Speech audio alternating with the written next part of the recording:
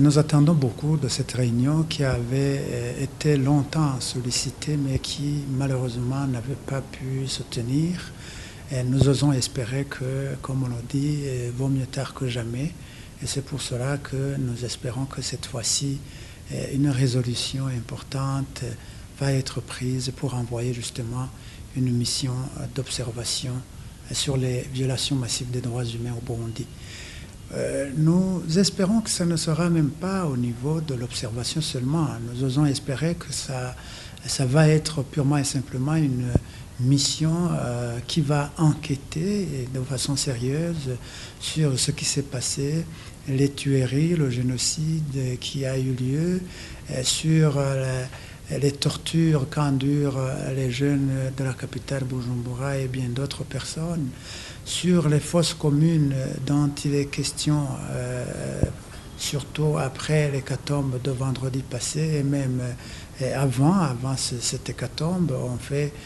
parler justement de beaucoup de fosses communes où seraient enterrées de façon inhumaine les personnes tuées, les personnes enlevées et tuées par la suite de façon la plus abominable possible. Nous osons espérer donc que cette mission va mener des investigations qui vont nous conduire à un rapport détaillé et lequel rapport va établir les responsabilités des uns des autres dans ces crimes qui endeuillent le Burundi et en définitive, les responsables devront être traduits devant la justice internationale. Et d'ailleurs, je profite de l'occasion pour solliciter que de cette équipe d'experts se trouve un médecin légiste qui pourra même déterminer la nature de la mort, parce que quand les agents de l'État continuent à mentir que ces gens sont tombés sur le champ de bataille, alors que nous avons remarqué que la plupart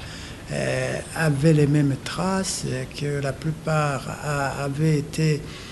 victimes d'une balle dans la tête et de façon systématique. Je crois savoir donc qu'un médecin légiste pourrait éclairer davantage l'opinion quant à la nature réelle de l'exécution de ces personnes.